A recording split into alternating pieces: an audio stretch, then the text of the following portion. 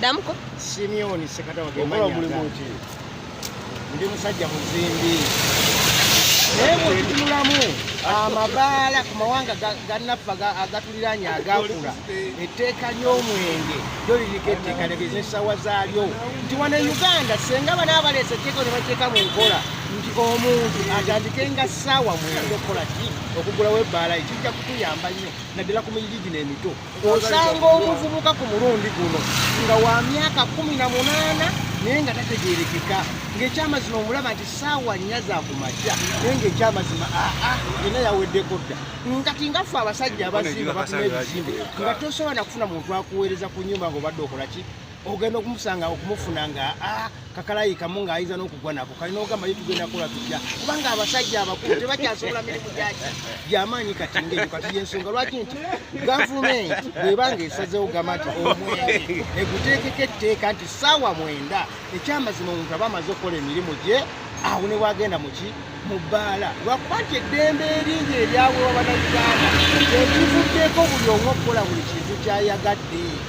n'ekyokubiri n'abaana baffe abawala n'obasanga nga bali mu mwenge oleka baonakimu nti basoma naye okusoma kwabwe kwafiira bwereere wadde kituufu wasoma diguli ogirina naye era oba olina okufuula nti okunoonya omulimu nagwo mulimu tokowa togwamu maanyi ebikola wano kanwe ebimenya amateeka naye ogenda okola nti omwana bamusanze amenya ennyumba y'omuntu ng'alina kacupa kakakasa mu nsawo okiraba nga bingi byalina kwegamba kati nga nenjagange kwegamba nga n'ebifo ebyo ebyabavubuka ebyo bibakuŋŋaanawo eziyitibwa zigete ezo nazo zibeereko amateeka nti aba nenti naddala bano abakulembeze baffe kagamba ng'ab'obukiiko ng'obeerosizi bafube okulaba nti bakeberanga ebitundu ebyo bagende beetegerezera nti mu geto bakolayo kyanidda bano bekola mirimu gyabida kituufu akola mirimu gyabwe abantu babayo obwengenge butandika essaawa mmeka ng'ezo nga banomaze okukola emirimu gyabwe kale kyova nsaba gavumenti etteeka eryo ebe nga eriteeka mu nkola ebe nga tekwasa mukono gwa byayi ebe nga eriteeka mu nkola tufaanagaleko n'amawanga agatule kati nga Kenya, Tanzania omwenge gubeerako ebiseera byagwo kuba teggwanga lyeryo eggwanga erikola ya gavumenti okutandika essaawa omwenge si bw'ogambye ekintu kituufu kubanga abantu bakeera nnyo omwenge nga babunya ku makya essaawa ntuufu gye bagambye naye omwenge si bubiike bwe mbandaba abagunywa be bagufuula omubi babula abagunywa bubi ne bagaana okunywa mubuntubulamu bwe balina okunywayamu naye ng'omwenge si mubi ate n'essaawa simbi ezo omwenda bwe banga tebakuganye bantu endaba kiba kikola lwange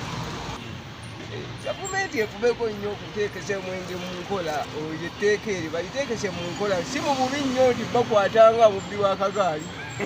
okitegeera njagala babakwate mu ngeri babasooke babasomese bababuulirire nti kino ekintu bwe kiri abantu bagende nga bakimanyira nti essaawa bwe ziti gezirina okunywebwako omwenge ate n'abantu bajja kinga bakitwale bakigule basobole okuba nga bagiteeka mu nkola naye waliwo abagukera ku makya saawa azukuka n'akawala gine mu nsawo kati abaana akola ddi si bwe bwe obubbi twanajja n'akumenya n'atwala ebibyo ng'ogamba ate gavumenti tetuyambi endaba kintu bulwana ekyabbaala okugula essaawa 9 kirungi kubeera abantu bangi badde bakeera emyenge ng'akeera ku makya n'anywa omwenge essaawa 7 ng'omusanga avuddeko nga kwegamba mukunze nga tali mu mbeera ze za bulijjo nebyakola aba tabitegeera oluusi tulina bannaffe betukola nabo mu bodaboda akeera ku makya n'anywa omwenge kyokka alivuga bodaboda ataddeko abasaabaze ze za accident z'osanga ku kkubo ng'alivuga piki naye ng'atamidde so ekyessaawa 9 ndowooza kyandikola ekyessaawa 9 kirungi omuntu akere ku makya akola emirimu gye essaawa nga 9 n'essaawa 9 ndowooza batadde za wansi ssaawa 10 awo abantu baba banyuse awo osobola okugenda mu bbaala n'onywa omwenge gwoba okeesa paka ku makya naye nga tokedde mu bbaala n'obumenyi bw'amateeka buyinza okendera kubeera olaba oli ne waba talina ssente zinywa mwenge naye bw'agenda mu bbaala n'atuula waba waagula kati mu bufunze tekyetaagisa n'atalina ssente era ayingira ebbaala n'anywa kwezi essaawa ez'emisana ku makya ssaawa 9 nze ŋŋamba bongeremu n'essaawa bateekeku ssaawa nga 10 ekiteeso kyange kimu ekyo tokiraba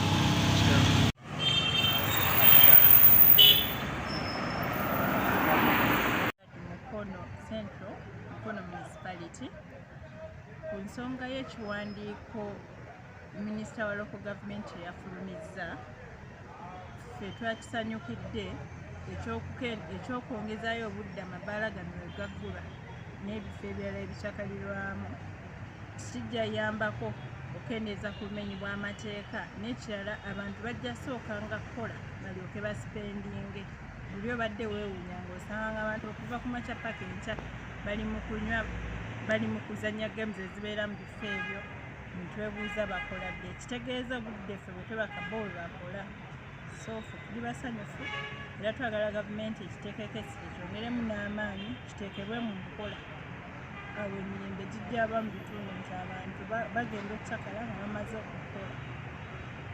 kkiriza abazadde bannange mu kitundu nga bwe tusembereredde oluwummula amasomero agamu gawumudde abaana baffe tubatangire ebifo bino kuba buli tubadde tubaleka ne babigendamu olumu batwebbako tufuba olaba nga abaana tubakuumira ewaka kuba bayigirayo emize ebifo biggula mangu babinyweramu bibamu emize n'emirala mingi so kati mbakubiriza abaana mubakuumire ewaka abatonaweza 18 temubaleka kwetaba mu bifo bya kikula ng'ekyo Dividends of boda Mukono Central Division. Ensonga eno ey'okugulawo amabaala ssaawa 9 era nange nkikkiriza kubanga tugenza okufuna okusoomozebwa okungi nga naffe ababodaboda baffe genda otukesi mugenda bayita mu miitingi bajja mu miitingi naye bajja batamidde wabagedde mu mabaala wegamba naye bwe batandika ku ssaawa 9 awo oluusi baba bakozeeko n'abantu abalala baba bakoze ku mirimu naye kati abavubuka tebakyakola bagenda mu mabaala olutuuka olw'eggulo ne badda mu kubba abantu naye bwe banaba bakendezezzaako bwe bato mu ssaawa naye banga batandika ssaawa 9 kijja kuba kituyamba nga ffe abakulembeze boda abo era kituufu tubasanga abatamidde era ne tubakwata kubanga era mu mateeka tekikkirizibwa kuvuga ekidduka kyonna ng'otamidde kati so wetuba nga tubakutte nga batamidde era kapikire tukapaakinga tumulinda omwenge ne kumugwako ate najja ne tumusomesa tumugamba bwonaddamu era tujja kukwata etwale mu mateeka akasinga kagaffe aga bodaboda kubanga tekiwa ekifaananyi kirungi mu mulimu gwaffe oli avuga omusaabaze ate nga atamidde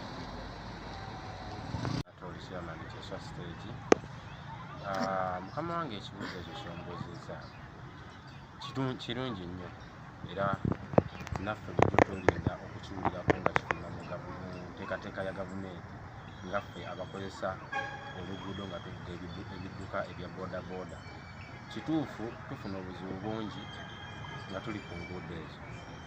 ate bwe tubeerako oluusi abamu baganda baffe tebabeera soba bulungi nti amabaala gano bwe gakeera okuggula tugeeyambisa okubaako bye tufuna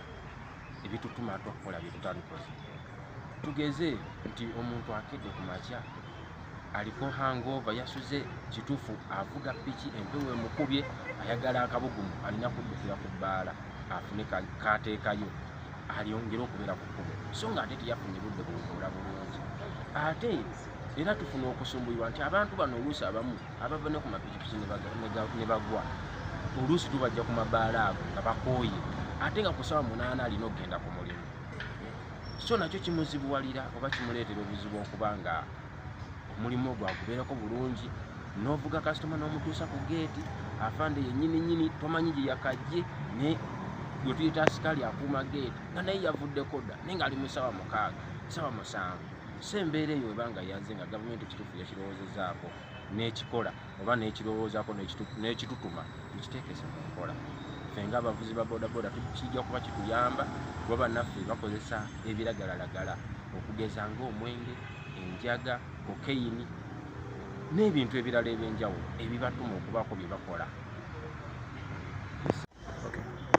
Erinnya lyange Kiwanuka Sulaiman, ssentebe wa bodaboda mu kibuga Mukono.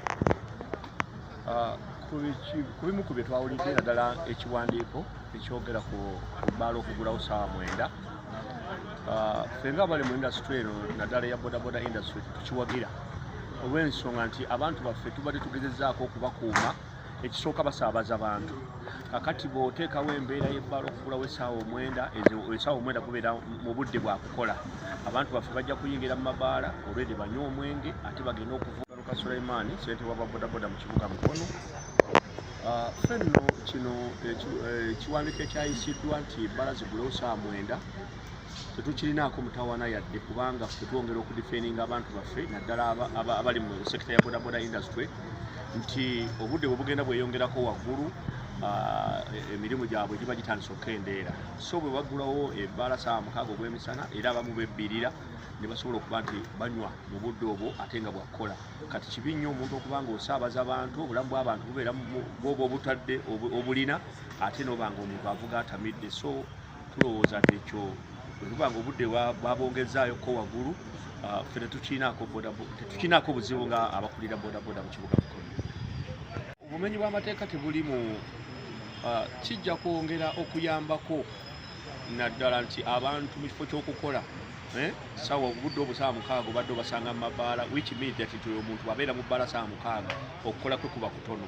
So essaawa 9 at least omuntu aba akozeeko, bw'abakuba mukubi wa bulooka abanyuse, bw'aba mulimi abanyuse, abakola emirimu gyabwe egy'obwannakyewa babeera banyuse.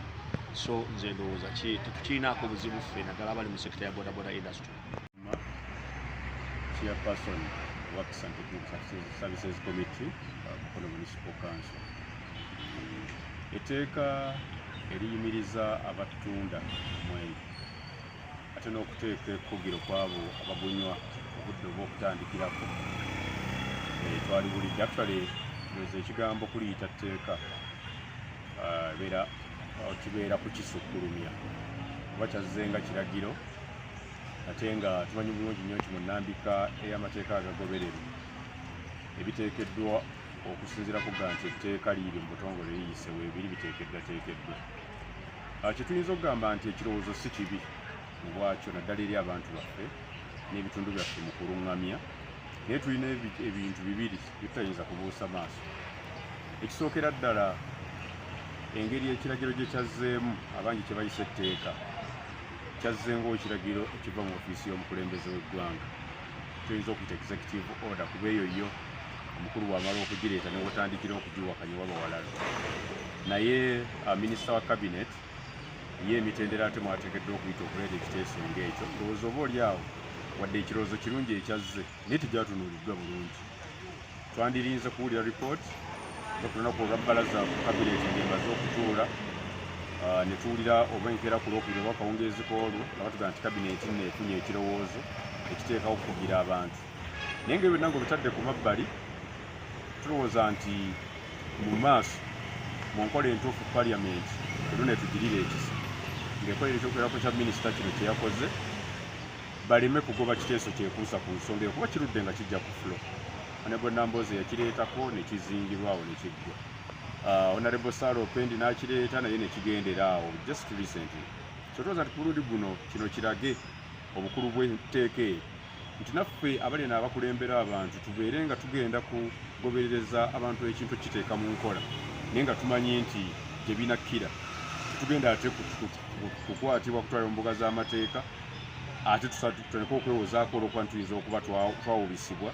mu mbeera ey'engeri ekintu kino tekyazzeemu. Akalala akakulu ennyo tetayinza kubuusa maaso, abantu baffe balina obulamu bwe bamanyiira, gavumenti bwe yabamanyiiza nga kyetaaga obeera yo mbeera y'essimba okwongera okubaluŋŋamya.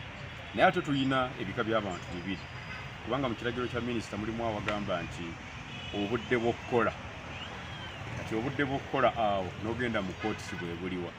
Tulina abantu babiti bibiri, tulina abakola ku night shift, tulina aba day shift. Kaakati owa night shift mu mbeera eno asigaddewa. Ye ebiseera bye ebyokukola mu tteeka lino babitunuuliddwa, kubanga obudde bw'emisana bwe butunuuliddwa. Kati yalowooza nti awo wagenda okufunira kadde bw'aba awoomerwa ebikambwe ebyo, oba oli awo ye bamuleseewa. naye nga mu byonna tumanyi nti singa kiba kiteekeddwa mu nkola era nga ne mu mateeka tekigenda kubanga kibaako engeri ate gye kikosa oba oli awo abateeka etteeka lino mu mateeka nti batodda mu mbuga z'amateeka nti babalinyidde eddembe ly'abantu abalala kijja kuyambako oba oli awo naddala mu kutereeza abantu mu layini abayinza okuba nga wadde baavaako buvi n'okukitwala nti olw'okuba eddembe lingi eribaweebwa okweyagalira mu nteekateeka bwe zityo nti beeyisanga bwe baagala. Bannamukono nsanyusa okubawuliza ate erinnya Tumwesigye Innocent Vice Chairperson Mukono District. Batuusaako okulamusa kuva ku disitulikiti yaffe Mukono n'okulamusa kuva ku chairman waffe Lukoya Francis Mukome batumidde nnyo. Mbeebaza ku by'obululu ebaddewo tugenda mu maaso aka LC1 ka LC2 n'ak'abakyala. Tubeebaza buli gye mukoze kulaba nti tulonda abakulembeze baffe abalungi ate singa kwebaliza ddala abalonze aba NRM tugironze bulungi tubasaba nti mutubanje service. Ekiriwo ekyavudde mu Ministry ya Local Government ekikwata ku mbeera yaffe y'abantu okusingira ddala amabaala. Batuwandiikidde nga batutegeeza nti amabaala galina okuggalawo okutandika okukola kuva ku ssaawa 9 kweyongera waggulu. Tusaba abakulembeze baffe abatuuze baffe ab'e Mukono tugondere amateeka kuba kikulu nnyo kulaba nti bw'otandika ssaawa 9 kunywa omwenge gwo kiba okay naye ate sikukeera ku makya n'okeera n'okolako kuba tulaba nti minisitule kyeyatukoledde kirungi nnyo ku lwa abantu kuba tusobola kubeera nga ofulumya nga tokola kuba bw'okeera n'osooka okukola omala okukola then n'ogera n'owummulamu ssaawa 9 amabaala ne gaggulawo n'otandika okunywa. So tusaba nti abakulembeze baffe kuva ku LC1 kuva ku LC5 tutegeeze abantu baffe bagondera amateeka ago balimu kubakwata kuba bajja bakwata ate babonaabonere mu makooti babonere mu makomera ebitanyume. So okugondera amateeka kiba kirungi natera okuwummula. Ng'enaku z'omwezi 21 ye official closing y'amasomero gaffe. Tubasaba abazadde abaana babaze mubayambeko tumubakiriza kutaayaaya kuba bw'olaba nekibadde kwekyo ekyamabaala omwana omuto ali wansi w'emyaka 18 kumusanga mu baala tekikirizibwa. So tusaba nti mubakwatire waka mubawe emirimu bakole emirimu gy'awaka balimwe kubeera mu mabaala kutaayaaya kufuna ebizibu. So kusaba kwaffe naye twebaza abasomesa ababadde abaana kumala ebbanga lyonna nga babayina kuba tebanakuwummula bakyaliyo. Tusaba nti bawummule bulungi nga chairperson bwe yageza okubagamba ne ministry tukya insistinga tetugamba nti abazadde tebasasula school fees basasula naye mukanya naye abatalina busobozi obusobola okusasula akasente ako bakamere bakakikemba mukanyiza tusaba nti tumumuza waka kuba gavumenti eba ina bingi bemaze okusasula ku ssomero kuba nga jjo waliwo essomero twabere tuze okuwa ekizimbe nga district diri mu mpunga eyo kati ekizimbe kyabadde gavumenti yakiteekako obukadde nga 210 obukadde 210 sente nyingi kati bw'ogoba omwana ekizimbe ekyo n'okimulemesa okukisomeramu ate n'abasomesa basasula oba okoze bubi omwana oyo ate nga tugamba nti kyandibeere kirungi abaana baffe basome kuba omuntu asomyeko yafugika obulungi ate yasoboka okukulembera eggwanga obulungi. So tusaba nti abazadde mugondere bwemba mukanyiza ebyamukanyiza ku masomero mubituukirize mulaba mubituukiriza naye babiremye tusaba ba head teacher n'abakulembeze b'amasomero tumugoba abaana basigale ku masomero. Tomanya omwana bw'anaaba nga ali awo nga mulebiganye oluusi kuba basinga twalina gundi ebyabusuubuzi ababagoba ku amakubo na biki bwe bityo kati abasinga enyingiza yaabwe ekyali ntono tenaba kuba ya mulembe nnyo so tusaba nti tusooke tugumiikirizeemu abantu basooka okwetereeza mu byenyingiza yaabwe naye tusaba nti abazadde muyigirize abaana okukola bayige okulima bayige okulunda okukola biki mu maaso basobola okubala nti byebenyigiramu mu buto mu maaso bijja kubayambako okubabeezaawo kuba okulima n'okulunda kikulu nnyo eri Uganda yaffe kuba tusuubira nti enyingiza ennene esinga kuva mu kulima ne mu kulunda so erinnya nsigadde Tumwesigye Innocent nga nze vice chairman wa Mukono district. Nga njagala okubuulira eggwanga lyaffe nti tuli mu kaseera ak'abaana okuwummula nga bulijjo tukubiriza abazadde baffe nti abaana babaze mu luwummula baleke kutaayaaya era babakwate bulungi ng'abaana okusookera ddala obudde abaana bamala kusomera abasomesa bo babagezaako era nga bakola ogwabwe so n'abazadde njagala bakakasa nti abaana bana bakomyewo ku awaka babeere bammwe ekisookera ddala mu bino bayigiriza okukola emirimu ekyokubiri tebalina kutaayaaya ku byalo ekirala mubayigiriza okukola omuzadde oba ogenda kukola si kibi kugenda na mwana okuyiga emirimu n'okola engeri y'emirimu gitambule ate ekisingira ddala mbakuume n'empisa basobole okuba nga beeyisa bulungi baleke kuddayo ku ssomero ate kufuukira basomesa oba ssomero kizibu ate kyansonga nnyo n'abaana okubakuliza mu ddiini so abaana babaza awaka mubagezeeko bakubiriza ogendanga ku makanisa mu masinzizo oba ku mizikiti okulaba nga beetaba mu kusaba okwo kuba ku ssomero gye bawangaalira babaayo n'ennaku ze basaba so singa nammwe bwe bwajja waka mu kibamanyiiza kijja kuba ojja kukola abaana nga batambulira mu nkuba etuufu ate okuba nga bakola ebyo bisaanidde nkimanyi bulungi nti abamu bakoze n'ebibuuzo kuba kyabanjayo akasente akatonotono naye njagala bakubiriza nti kirungi nnyo okubaawo enkolagana wakati w'omuzadde omusomesa n'omwana ebintu byonna bijja kuba bitambula bulungi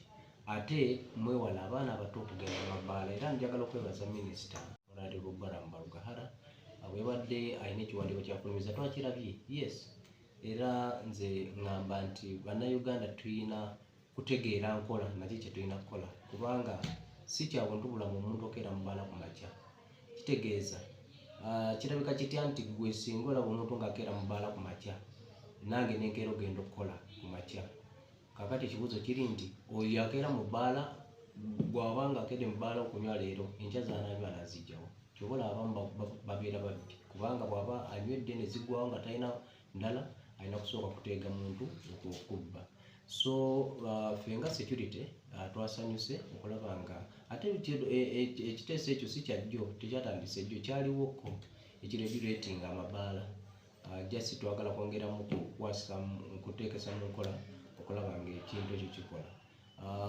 of course ekitaliiko ku discussion kwe babatunda omwenge bwe bakwata ng'oguza omwana omwenge ataweza myaka 18 ogw'omusango abo nakyo bakimanyi bulungi so ekyo tekyetaaga kukubibwako birowoozo then kino ekyobudde okutandika ssaawa 9 ssaawa 9 abantu omukozi aba atandise okunyuka so nze no ndowooza tuleke kukirabanga ekizibu tulabe bulabi tukiteekese mu nkola kijja kuba kiyamba agutunda omwenge agugula n'agunywa okulaba nga tukolagana buli wamu era mbakakasa nti nga Uganda nsi etambulira ku mateeka yesu tujja kukwasisa ebiragiro tujja teekesa mu nkola ebiragiro naye ate tetulina kiragiro kyetugenda kuteekesa mu nkola nga kiri wabweru w'amateeka era tujja kubeera amateeka nga bwe gagamba kyoba olaba nefonala bwe yagabadde agamba abantu nti wadde ebimu tebinaba bulungi kuba gazeted kati yasabye disitulikiti ebimu ziteekawo bylaws mu kansuzi zaabwe okulaba nga beetangira okwera wabweru w'amateeka so ne mwebaza nti yaleese ekintu ekirungi ate nawabula obutakolera wabweru w'amateeka okusobola okukola ekintu ekirimu ensa ate ekituyamba nga Uganda yonna so nsaba bannayuganda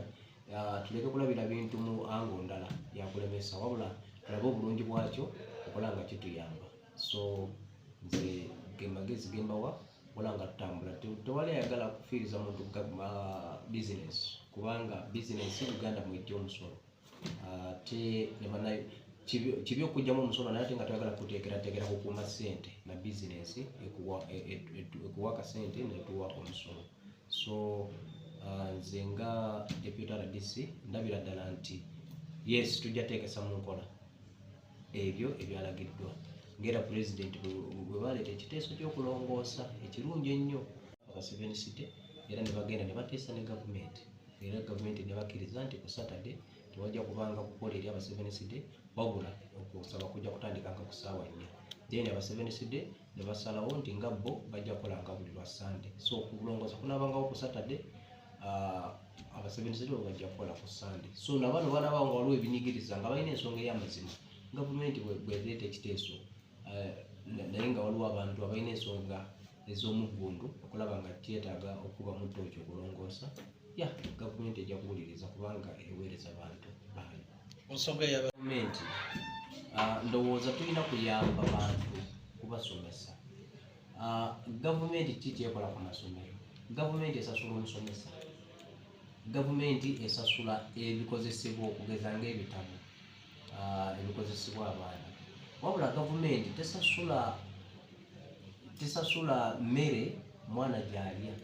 gavumenti tegula bitabo, gavumenti tegula uniforms. Kakati twawula ebintu ebyo era amasomero agamu tugenzeeyo ng'agamu gatuuza ng'abazadde ne babaawo kyebasazeewo. Waliwo nagana amasomero agali church affiliated oba agali ku musingi gw'amakanisa. Ekkanisa zirina enteekateeka ezigamba nti leetayo 50,000 development fee, leetayo ebiringa ng'ebyo. So nze nno nandirowoozeza nti nga tetunaba kuwabya bantu tusooke tumanye president asasula omusaala ogw'abasomesa, president asasula ssente ezigula ebitabo ebikozesebwa. So omwana bwe baba mutumye emmere kitegeeza emmere nkola ya bazadde n'essomero, naye ate ne president awabula nti omwana aba tasobola kusasula kyakulya kale muzadde musibirire entanda okuva awaka. Bw'oba nakyo tekisobola muleka asiba enjala, naye ng'ekibuuzo kiri nti gwe ng'omuzadde olaba tosobola kumala ssaawa 3 nga tolidde, gwe wandyagadde omwana wo asiba enjala. Kyenva mulaba alusa azedda zaalumanga bantu bakulu myaka 5-4, naye kati osanga omwana wa myaka 8 akaaba alusaazi. Why? Because kubanga bagenze ku ssomero nga tebabawadde kyakulya. So abazadde mulimu ebintu ebimu bye tulina okwebeereramu ng'enjogera ya leero okulaba nga tukola ekitundu kyaffe ate ne gavumenti tugireke ekola ekitundu kyayo.